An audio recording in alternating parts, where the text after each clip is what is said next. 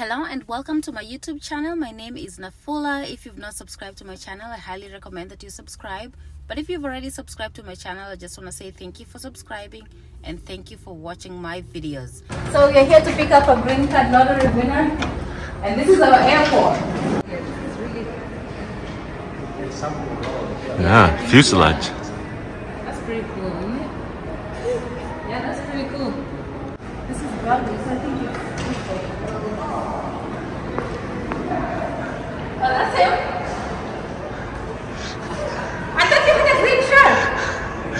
I was outside then I put your shirt. I'm looking for the green shirt. I was like, that's him. It's like, that's him. I just heard your voice there. Okay. Welcome to America. How do you feel? You made it. How do you feel? I'm very happy. You're very happy to be here? I'm very happy. Where are you from? From Uganda. From Uganda? Yes. Okay, now you're in New York. Yes, I'm in New York. Day one. Yeah. With a cake for Juma, another DV lottery winner. Now we are heading to the hosting place of They are the DV lottery winners. Okay. So there's somebody who has a birthday, had a birthday last week. So we are going to celebrate his belated birthday. Yeah, we'll take a cake today because, well, we didn't get time. In America, everybody's busy. So we're going to go there. And celebrate his belated birthday. Now in New York, enjoying the ride. Yeah, you're enjoying the ride. Now you're driving around in New York. First day in America. My first day in America. I'm 1 day old in the USA. Yeah, now you're permanent resident, official. Officially. USA. This one lives there. So we're gonna go here. So this is the house over here.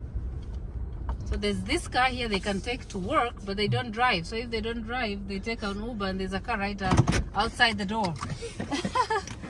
Okay. Okay. Yeah. Okay. Yeah, it says over here, we just use it for different things. Happy birthday to you. Happy birthday to you. Happy birthday, dear Juma. Happy birthday to you. Yay!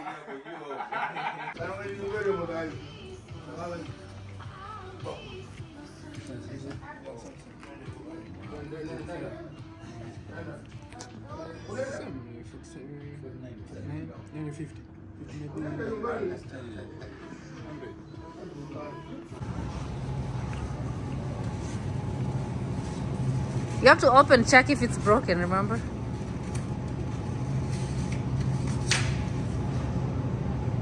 Yep.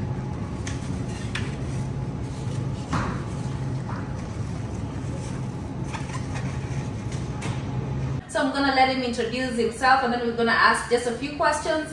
So welcome to my show today. Can you please introduce yourself?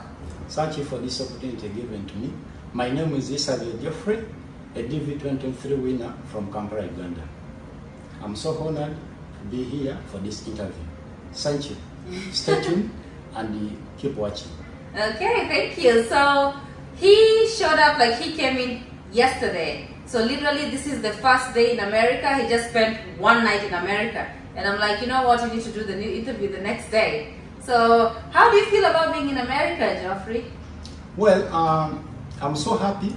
So I cannot express it here physically on my face, but I'm really very happy deep in the inside because this all long time heart dream has been fulfilled by the grace of God. After submitting for the application, they bring what we call the confirmation number. Okay. They tell you don't close that web page before saving those details because those details, they include your surname, the year of birth, then the confirmation number. Okay. So that confirmation number, when the results are out the following year in May, always it is around the 6th of May, sometime 8th. So when the results are out, you go back and log in. There's what we call the entrance DV. They say it is DV2025. It's on the same website, exact Yes. website you applied at. Yes. Yep. So it is called the entrance status check. So on the entrance status check, when you type in the entrance status check for DV2025, like for my case for DV2025, They bring down a drop-down menu whereby you put in the confirmation number, the surname, the year of birth, then there is a code that is always displayed there on below. Then you put in, then you submit. So it will search. If you are randomly selected, a welcoming warm message will come. Like a letter. So you get like a letter that says, you know, you've won and you've been randomly selected, and that's when you find out that you've won, correct? Exactly. Okay. So after you did that, you won, and then what was the next step after you saw the letter? The letter, it had instruction that I should fill the DS260 with all my family accompanying members immediately. Okay. Yeah. So I went ahead and I filled the DS260. Okay. But before filling that DS260, I had to find the host. Okay. So I tried searching for the host for the first week, second week, not finding the host. Okay. But that one didn't stop me from filling. I went ahead to fill. When I reached that point of where I need to put in the details of the host, like the host is the address where my green card will be made after being processed by the USCIS. I had to stop and look for the host. Okay. It took me around 4 weeks to find the host. Okay. So I got the host through a friend. So it was like a friend of a friend. Yes. Okay. So that guy, when I reached out to him, I told him, my brother, I want DV2025. So I'll be going to America as a permanent resident. But before my application will be processed to be ready for my interview in the Nairobi embassy, they need me to get the host details where my green card will be made. If at all, my visa is approved. So that brother was like, you know what, I have a friend who lives in Indiana. Let me give him a call. So when he got a phone, he called the friend in Indiana. The friend was like, he won, wow, congs. How lucky that guy is. Then I was like, it's by the grace of God. The guy sent the details immediately. He gave me the name, the city, whatever, each and everything. Then I had moved with my laptop to go to visit that friend of mine. So I immediately... So your friend was in Uganda? He was in Uganda. But then had a friend who gave you the address who was in America, correct? Exactly. Okay. So I immediately opened my laptop. I switched on my laptop. I logged into my DS260. You know, logging in, they need the confirmation number, the case number, and the year of birth. Okay. Then I logged in. Then I went to there's option of putting in the details of what? The host. I put in the name of the host, the address, the zip code, the state, and the city, and his phone number. Then I proceeded to the next. Then I put in the details of my parent, my highest level of education. I was single, so So you didn't have a lot of information to fill in, so it was your DS260 was easy. So after you submitted it, what happens after? Well, after submitting it, they always bring a summary of your application, and it's called the DS260 confirmation page. Okay. So I had to print it out, so you can log in at any time you wish, and you have access to that form. Okay. So I had to print it out, and I had to wait. So for my DS260 to be processed, as I'm waiting for the second notification letter, as I'm at the same time waiting for my case to be carried to get the second notification letter. So you can get an interview. So let's start where you have an interview at the embassy and they send you like, okay, these are the requirements that you need for the interview. Can you take us through that process? Well, after I submitted my DS260, let me take it back shortly. They told me I got the notification message after submitting it. Thank you, DV applicant. Thank you for the migrant visa application applicant. Your application has been sent to KCCA for further review. Then they listed down 3 points that I should follow. One was obtaining the supporting documents. Okay. 2 was like I should take the required passport size photos that I will present to the embassy when my interview is ready. Then The third one, I think the third one I've forgotten, but there are 3 when you submit. Okay. There are 3 points they highlight that you should do. Consider at that time. Okay. Seriously. So I went ahead and applied for the birth certificate. I didn't have it because it's a supporting document. Okay. To confirm that I was really born on that particular date, which I filled in the form. Then I also went ahead to apply for the police clearance certificate. For the Ugandanese, they apply through the website of the Uganda Police Force. Then you select the optional certificate of good conduct for immigrants. Okay. And apply for the certificate of good conduct, it comes 2 in 1. The certificate of good conduct and the police clearance certificate. So when I applied for that, I went and made the payments. For the birth certificate, Ugandans, you pay 5,000 in any bank.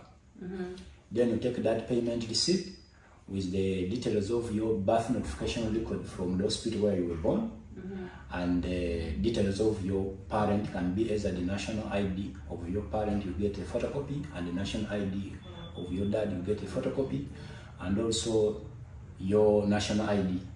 You take a photocopy with that payment, you stack them together, you take them to the National Identification Regulation Authority at one of their offices. If you're in Kampala, you go to Kororo. If you're in any part of the country, you go the National Identification and Regulation Authority of Uganda, abbreviated as NILA. It has offices at every part of the country. Okay. Yes.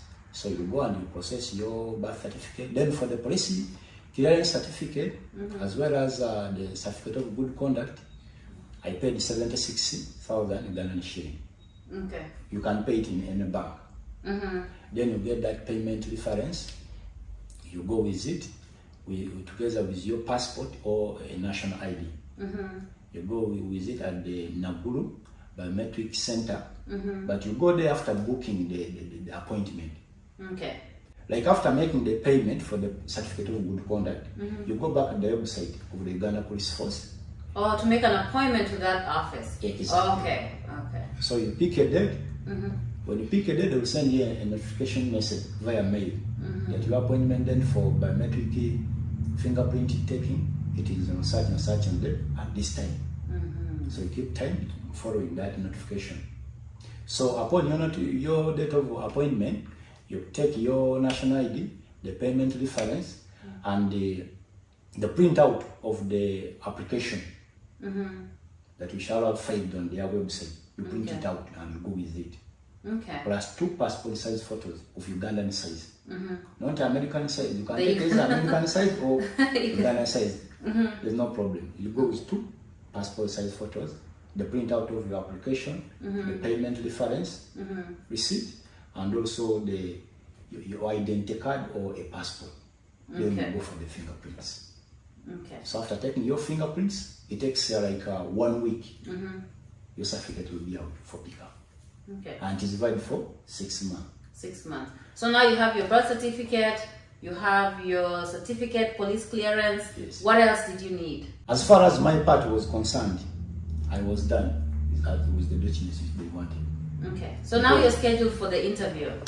So what other documents did you need to gather before your interview? Well, I had to get the affidavit of support, the tax returns, and the identity card of the person who is going to sponsor me. And the sponsor is not the host. Or the host can serve both. So you can have somebody who's a host and also a sponsor. Yes. And you can have somebody who's a host, but then somebody else sponsors for you, for your affidavit of support. Exactly. So with the affidavit of support, you got an address, a friend of a friend found you a host. So did that host give you the affidavit of support, or how did that go? Well, that host did not give me the affidavit of support. Okay. Actually, what happened, when I talked to him about the issue of the affidavit of support, the tax returns, and the identity card, he instead just disappointed me. He told me, you know what, my brothers and neighbors is not just share personal information like that. Because it's personal information, like your taxes and everything. That's your social security number is there. So that's really personal information for people who live in the US. So it's not easy for somebody to just give it like that. Exactly. So from that point, I was somehow disappointed, but little did I know that it was a blessing in disguise. I had to kneel down and ask God. I told God, you are the one who chose me among the many millions of people who applied for this. Make a way for me. I kept on praying as time was going, reaching out different people to help me out, but many of them were turning me down. That one did not stop me continue praying hard. So how important is it affidavit of support at the embassy? Do you really need it, or is it optional when you go to the interview? As far as the U.S. Embassy in Nairobi is concerned, it is a must requirement. So it's a must. Without it, you will not get a visa at Nairobi. So if you're scheduled for Nairobi interview, an interview in Nairobi, if they require for affidavit of support, it's a must that you obtain it. We've had another YouTuber who tells people like, oh, affidavit of support is not essential in Nairobi, but affidavit of support is a must. And you can ask people who've gone there and who did not have it, what happened to them. Pretty much they did not get a visa. There's another YouTuber, so he said something about affidavit of support. When I think he went on my website. He's a citizen here, so he's snooping on my website. So he's a gossiper, because what you have a citizenship, why are you going on my website? You don't need a green card, right? Yeah. But then he just probably troublemaking. But he went on my website and he saw like I was helping with affidavit of support, I was helping with hosting, and he did a video. And then he said, you know, I'm trying to scam people, I'm trying to make money out of people. But you know, like when he says that, it boils down to somebody like Geoffrey, who like literally, he benefited from all that. So if I wasn't doing that to help African people, Geoffrey will not get an interview. He didn't know. Yep. So he didn't know anybody in the United States. Nobody will give him a affidavit of support. So if I didn't come in the picture, he will not be here.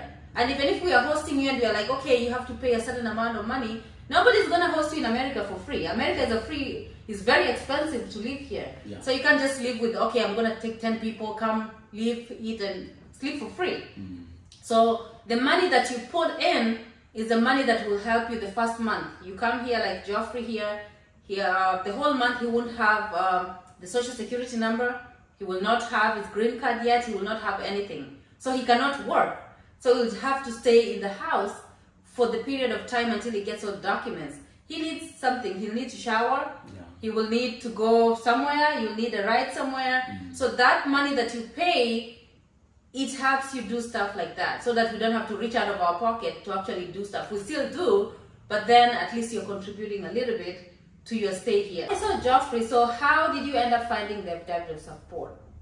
Well, as I kept on searching different people all over the world, through social media platforms like Facebook, Twitter, YouTube, to find someone who can help me with the affidavit of support, documents, tax return, and the identity cards as far as the sponsor is concerned, I came across the YouTube channel of NAFULAConnect.com. So it is being run by Madam NAFULA SHARLEEN.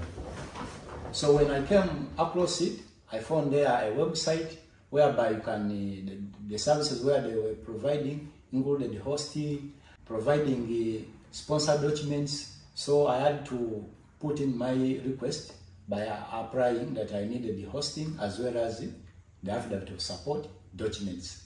So when I reached out to her, after submitting my request, I got the reply via mail. Then when I got the reply via mail that they are willing to help me out, we had to exchange numbers via mail. Then we started communicating via WhatsApp for more details. So as far as my sponsor documents were concerned, it is NAFULA Connect, www.nafulaconnect.com group that helped me to get the sponsor documents. Okay, and I'm going to also chip in on that. So we got him a sponsor, reached out to me, you know, I have people reaching out to me, they're ready to sponsor. So usually we decide what people we're going to sponsor, we just sponsor, we don't sponsor everybody.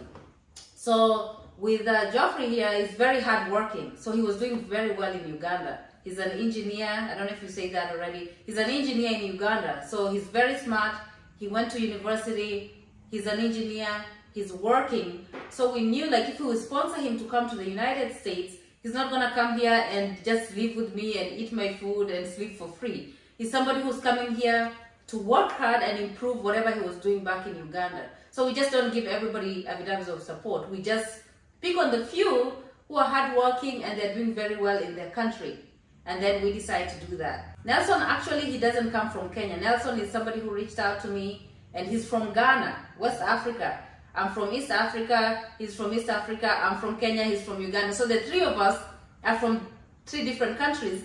But then because of social media, YouTube, we were able to connect and bring him here. So Geoffrey, tell us, when did you go to the embassy? Well, first of all, take you back when I received the second notification letter. I received my second notification letter, that was on 14th of July 2023. If I remember the time, it was 20 minutes past 3 p.m. So my interview was to be on 1st of September 2023 at 15 minutes past 7 a.m. in Nairobi, Kenya. So immediately when I had gotten my second notification letter, I had to book for the medical examinations immediately. So to book for the medical examination, I had to mail the IOM in Nairobi, Kenya. Ugandans, they are not supposed to do their medicals back in Uganda. We are supposed to do them back in Kenya because that's where the interviewing embassy is situated. So you have to travel all the way from Uganda to Kenya for the medical. Exactly. So to book for the medicals, I had to mail the IOM in Kenya, and when you are mailing them, you attach the documents as follows.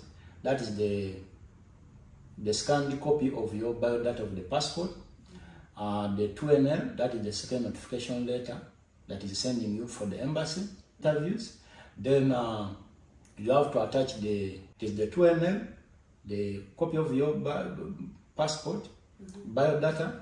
Then what else have I forgotten? But basically those are the most important because they need to know, is it true that your interview has been scheduled by the US Embassy? Okay. Then they need to know the passport number, also your biodata, the names. Whether the names which are on the passport coincides with the names which are on the second notification letter. So when you mail them, it takes around 3 to 4 working days for those people to reply you back. So when they reply... So you send them through the email, correct? Yes. So when you mail them, it takes them around 3 to 4 working days. When I mean the working days, I mean from Monday to Friday, excluding public holidays and weekends. So when I sent them the mail that was on 15th, the following day after receiving my 2NL. In July, I received the reply, I think it was around 20 something. So remember I sent the mail on weekend, that was the following day. Remember the 2NL, I got it on Friday. Then Saturday, I sent them the mail. So I had to wait till Sunday, Monday, Tuesday, Wednesday. I got the reply on Thursday, the following week. And when I got that mail, they told me, the notification message there, it was like, you know, your medical interview appointment has been scheduled and will take place on 22nd of August at 7 sharp a.m. in Nairobi at IOM. Then they told me to go with the list of the documents which were included in that notification message. That was a whole sum amount of 63,000 Kenyan shilling. Wow. The passport, 3 recently taken passport size photos to the US standard. Then any copy of the immunization record, a copy of COVID-19 vaccination, then the Euro book. If you are not, you know, you can't cross the border if you are not vaccinated. So you need to go for the yellow fever vaccination. They can't allow you to cross the border if you don't have it. Okay. Yes. So when I received that message, I had to prepare for the medicals. So when my time of medicals almost approaching, I remember I traveled in Nairobi. It was on 18th of August 2023 for my medicals. My medicals were scheduled on 22nd of August 2023. But I had to travel like 3 days to the interview because I was going to use road transport. So you never know anything can happen on the way. The bus can break down and you wait for the mechanics to come and you put it right. So I had to travel like 3 days before. So on 18th, I went and booked a bus at Mashkul, there at Namaiva bus station. Those who live in Uganda, it is Namaiva bus station where you go and book for the buses which go to Nairobi. So I remember booking with Mashkul. I paid 80,000 Ugandan shilling for my journey to Nairobi. We started the journey, it was at 7. Then we went to Nairobi. I reached the following day at midday. Then I had to move to where I was going to stay as I'm waiting for my medicals. I moved away from Nairobi and I went and stayed in Kiambu County in a town council called Ruiru. For those who live in Kenya, they know Ruiru. But for Ugandans, I stayed in a county called Kiambu County in a town council called Ruiru. The reason as why I went there because I was looking for cheap, affordable accommodation. Because where I was staying, I was paying 1,000 Kenyan shillings per day. Wow. But back in Nairobi, the minimum you can pay per day is 3,000 Kenyan shillings. Wow. And remember, my interview was on 1st of September 2023. So I did not want to travel back after my medical to go and wait for my interview back in Uganda because anything could happen when I'm in Uganda. You know, anything can happen. You never know. They close the border and they stop you from going.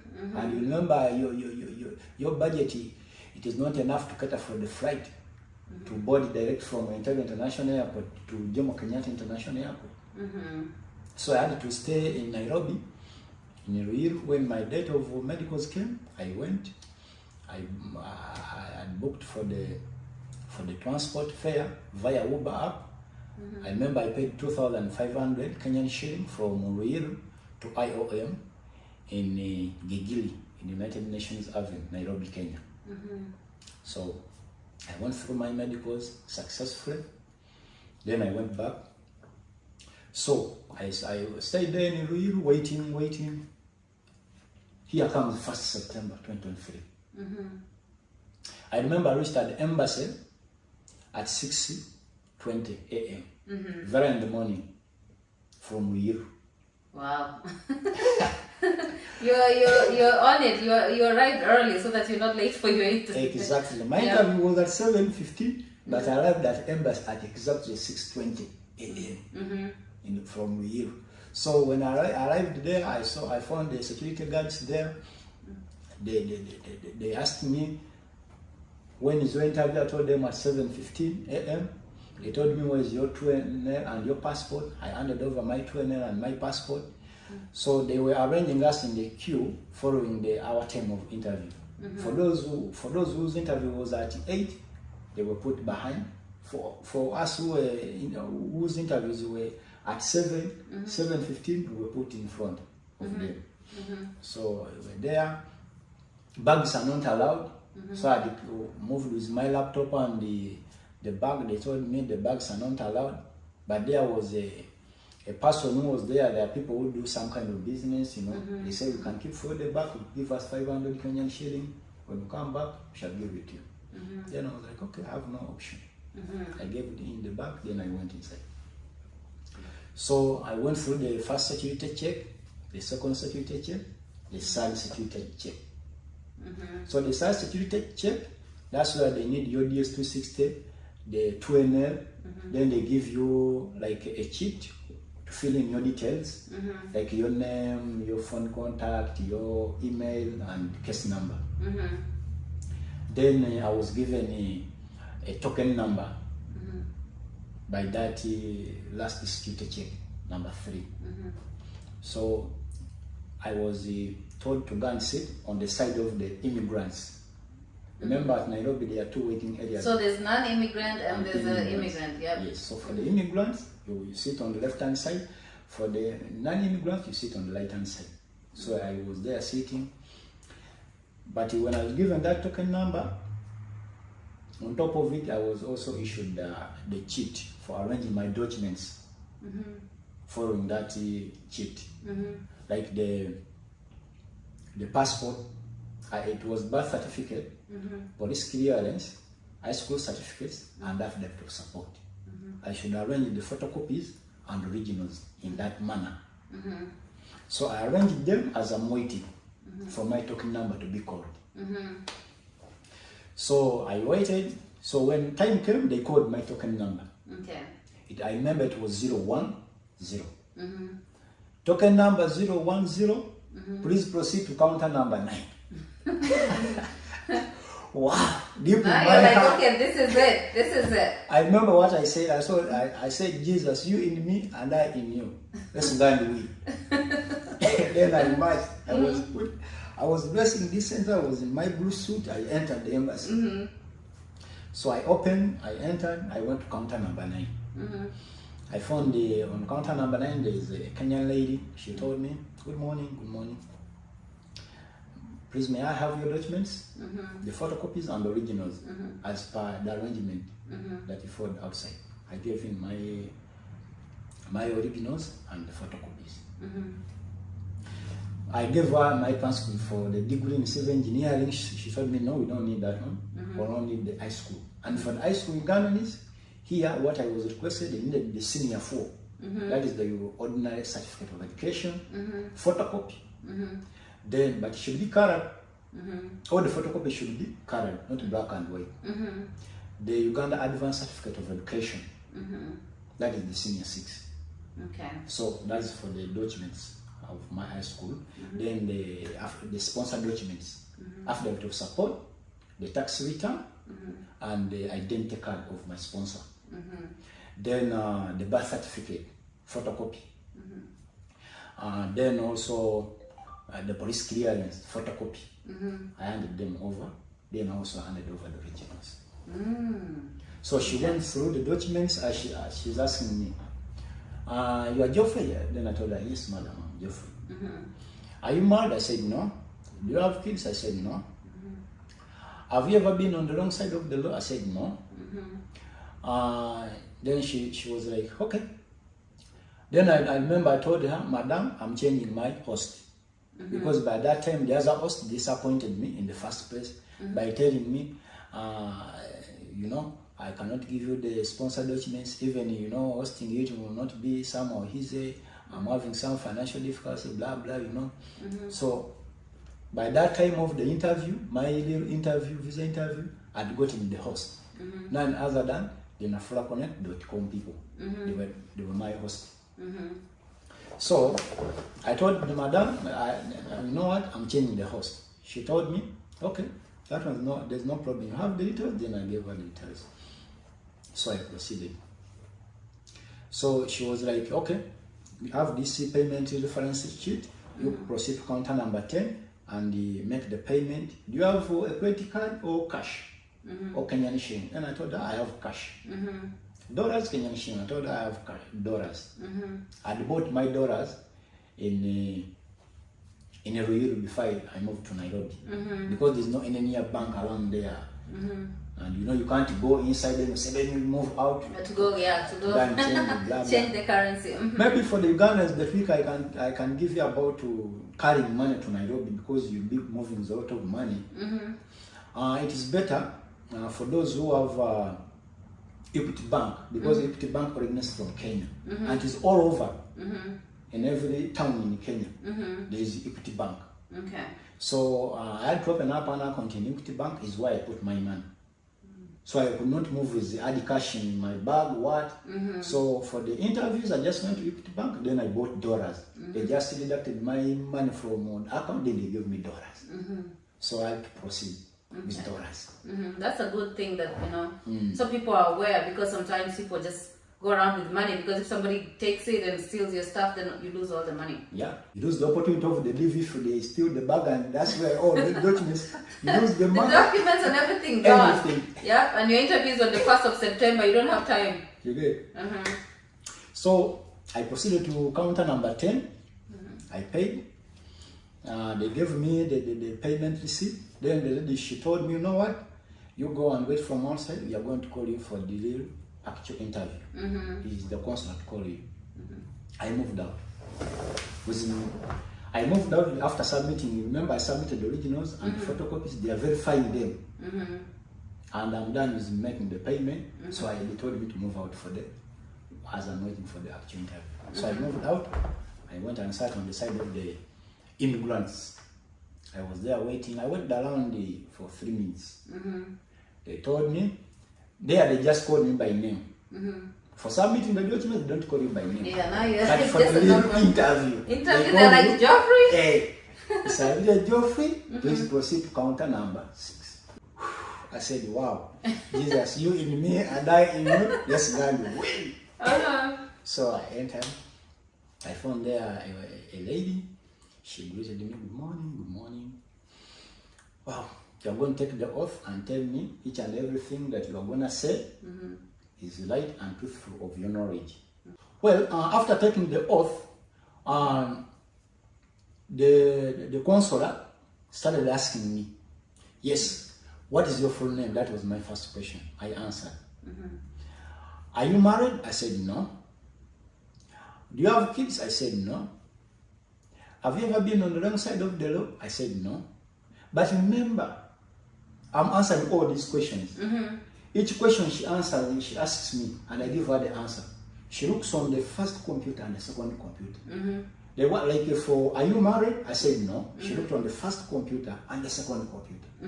They were just, the one was up, the other one was down. So maybe, I don't know what. Maybe the first one is like your original DV lottery application. Yes. The second one probably has your information about the DS260 to see if they match.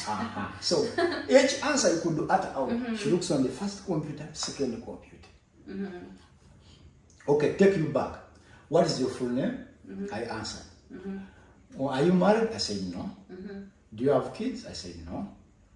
Have you ever been on the wrong side of the law? I said no. What is your highest level of education? I told her university degree. She looked on the first computer, second computer. That was the trend. Then she told me, when did you finish your university degree? I told her at 1st May 2021. Then she told me, when did you join the university? I told her on 21st of August 2021. What is the name of the university which you attended, your degree?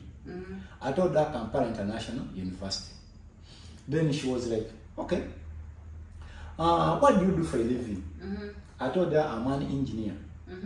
Where do you work? I told her the company.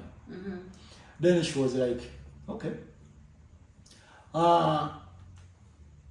When did you ever be in the last serious relationship? That one I didn't get it clear. The English was too much for you. I said, I beg your pardon. When did you ever be in a serious relationship? I said, I beg your pardon. I remember I said, I beg your pardon 2 times. Yeah, because it's important that if you don't understand the question, don't answer a question that you don't know the answer or you didn't understand the question. You have to make sure you clarify, understand first, even if you ask 10 times before you answer. They'll repeat the question. So the 3rd time when I asked her, she amplified the voice. When did you ever be in your last serious relationship? I told her, no, madam, I'm not in any serious relationship. Then she was like, what occupation do you intend to do when you reach in the United States? I told her engineering. Then she looked back on the computer. Because this is what I filled in the DS260. Then she said, okay, congratulations, I've approved your visa. I'll work with DHL in 1 week's time, you'll get your visa. Then I said, oh, thank you so much. You're like, oh, now that's it. Yes. I remember you messaging me, and probably I'm sleeping, and you're like, yeah, I got this, all this, and I'm like, oh. And I was telling, we have a team, so I was telling them about, all the applicants, and I'm like, Geoffrey is something else, because he will message you, make sure he follows up, he keeps in touch, like everything he does, you go to the embassy, you submit everything, you tell me everything, and I'm like, oh, I know you are anxious, you don't know if you're gonna make it or not. So that was a really good thing, because now I can't forget about you, because there's a lot of people looking for a bit of support. Yeah. So sometimes some fall through the cracks. I'm like, I forgot they're going to the embassy. But then you, every day you're over there, you're like, hey, madam, good morning. So I'm like, oh, it's Geoffrey again. So that's a good thing. That's a positive thing. If you're a go-getter, like if you're like that even in America, you'll get far. Yeah. Because you're a pusher. You're like, okay, I'm going to make sure like I get this. I apply for a job. I follow up. I make sure I submit everything that they need. That's a good attribute to have in the United States. You'll go far with that. So now you're here. Yeah, I'm here. Now you're here in the United States, and then he arrived. I'm like, you know what? This is it. It's just like, okay, it's not, people think you come in America and it's like, I don't know what. And then he shows up, I'm like, the air is the same, everything is the same, only that people are speaking English, too much English. Yeah. That's pretty much it, right? Yeah, and the accent is not Michigan. It's a little bit, yeah, but then, now this is the first day, so we'll be keeping tabs on you, interviews to see how you're doing. Yeah. Because we have other people, like Juma was on the show, we're going to meet him today. He was on the show last week, he's been here like 3 months, there's somebody who's been here 4 months, and you a day old. So they'll give you tips on what they did, job-wise, how they're doing to survive, so that will be helpful. Okay? Yeah. So, what is the last thing? What do you want to tell everybody? Well, what I can tell people over there who are watching us is that have confidence in yourself and be well prepared. DV lottery is the easiest interview if you want to come to the US, as long as you are well prepared. And you don't lie. A lot of things. Don't lie. American people, they hate people who lie. If you say you're not married, keep that. Don't say I'm not married, then on the other side you say that I'm married. I'm married. You'll be creating problems. Yeah. So make sure the consistency from your application to your DS2. There's some things that you can change, like if you spell your name wrong, or maybe there's something that you put the wrong year of like something, you can change. But something like marriage, wrong eligibility, like saying something that, or maybe you say you have high school, you don't have high school. Things like that, that's an automatic visa denial. So we have things that sometimes you can make corrections and it's okay, acceptable, but there's some, like if you make correction, automatic denial.